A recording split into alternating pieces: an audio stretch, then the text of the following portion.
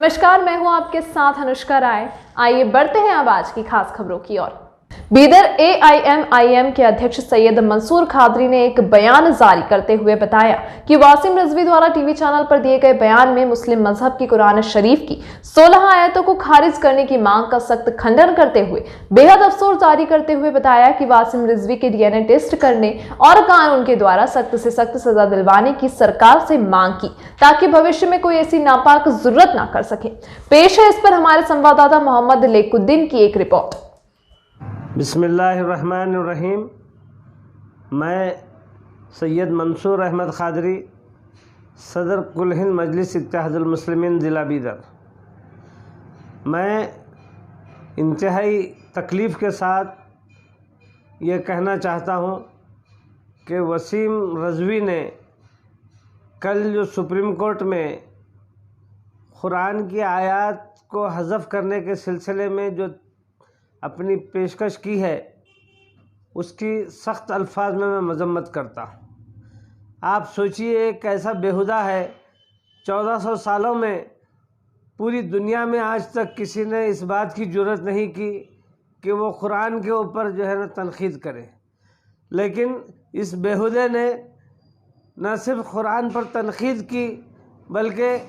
सहाबा इकराम रज़ी अल्लाह ताला अजमईन को भी उसने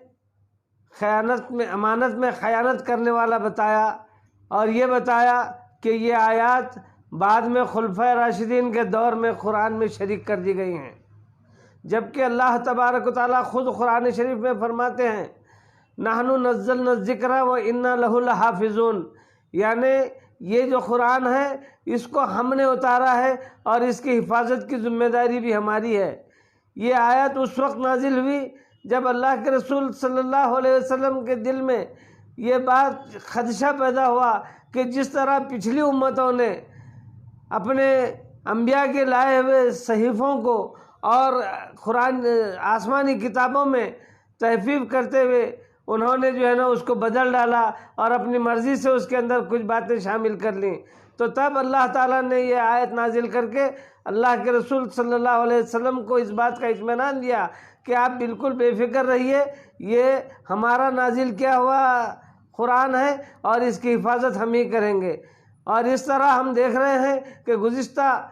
1400 साल से ज़्यादा अरसा हो गया, लेकिन आज तक किसी ने ये जुर्रत नहीं की कि कुरान के ऊपर तनकीद की जाए। हाँ, ये अलग बात है कि बहुत से लोगों ने अहादीस की शक्ल में बहुत सी बातों को, मनगढ़ंत बातों को अहादीस बोलकर हदीसों की किताबों में शामिल कर दिया था, लेकिन कुरान के अंदर एक लफ्ज़ या ज़ेर व ज़बर की भी इसके अंदर किसी किस्म की तरमीम की या इजाफे की कोई गुंजाइश नहीं और किसी ने ये जुर्रत नहीं की। वसीम रिजवी ने ये जो हुकूमत में रिट दाखिल की है कुरान की 26 आयतों को हज़फ करने के सिलसिले में, सुप्रीम कोर्ट तो क्या दुनिया की कोई अदालत इसके अंदर कुछ नहीं कर सकती। और ये मामला सिर्फ हिंदुस्तान का मसला नहीं है, ये सारी दुनिया का मसला है। ये बेहुदा जहाँ पर यह कहता है कि इसमें जिहाद से मुतालिक और काफिरों से मुतालिक जो बातें हैं वो बाद में शामिल कर दी गई हैं, इसको ये समझ लेना चाहिए कि अल्लाह के रसूल सल्लल्लाहु अलैहि वसल्लम ने खुद बज़ाते खुद 9 से ज़्यादा ग़ज़वात में हिस्सा लेकर सारी दुनिया को ये बताया कि मुदाफ़ियाती अंदाज में किसी भी जंग में हिस्सा लेना न सिर्फ इस्लाम का जुज़ है बल्कि रसूलुल्लाह सल्लल्लाहु अलैहि वसल्लम की ऐन सुन्नत है। और फिर काफिरों से मुताल्लिक़ मैं ये कहना चाहूँगा, कुफ्र के माने हैं इनकार करने के। काफिर सिर्फ किसी हिंदू को काफिर नहीं कहते या जो इस्लाम को कबूल नहीं करता उसको काफिर नहीं करते, बल्कि इस्लाम में शामिल रहने वाले को भी यहाँ पर काफिर कहा जाता है। एक हदीस मिसाल के तौर पर मैं बोलूँ, मन तरक सलाता फ़क़द मुतअम्मिदन फ़क़द कफ़रा फ़जाउ जज़ाउ जहन्नम, यानी जिसने जानबूझकर नमाज को तर्क किया उसने कुफ्र किया और काफिर की सज़ा सिर्फ जहन्नम है।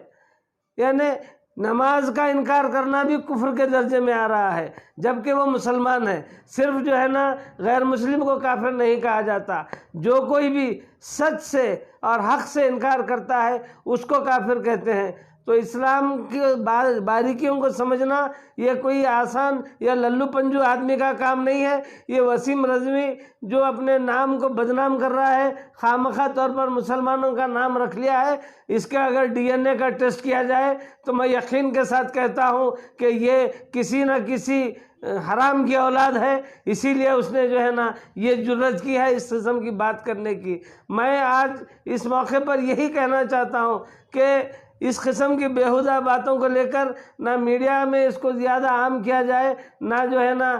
کیونکہ ایسی کوئی گنجائش ہی نہیں ہے کہ اس کے اندر کوئی بات کی جائے۔ آج تک تو بات صرف سطحی طور پر دیگر باتوں کو لے کر کیا جا رہا تھا۔ یہ سارے کام جو ہیں، یہ یہاں پر برسر اقتدار جو بی جے پی حکومت ہے، یہ کبھی مسلمانوں کو آگے کر کر، کبھی ٹرپل طلاق کا کیس دلوا کر، کبھی دوسرے کیس دلوا کر سپریم کورٹ کے ذریعے اس قسم کے جو ہے نا آرڈرز پاس کروا رہے ہیں جس سے مسلمانوں کو تکلیف ہو۔ اور میں یہ کہنا چاہتا ہوں بی جے پی حکومت کو، سارے کے سارے ہندو تمہارے بہکاوے میں آنے والے نہیں ہیں، اور کوئی بھی یہ نہیں چاہتا کہ کوئی کسی کے دوسرے کے مذہب پر تنقید کرے، اس لیے تمہاری اس حرکت سے ایسا کوئی خوش ہونے والا نہیں ہے۔ اور وسیم رضوی، تیرے کو میں یہ کہنا چاہتا ہوں کہ جہاں کہیں بھی اگر تو نظر آتا ہے تو تیرا تو خلا خما کر دینا چاہیے، اور تاکہ آئندہ پھر کوئی ایسی جرأت نہ کر سکے۔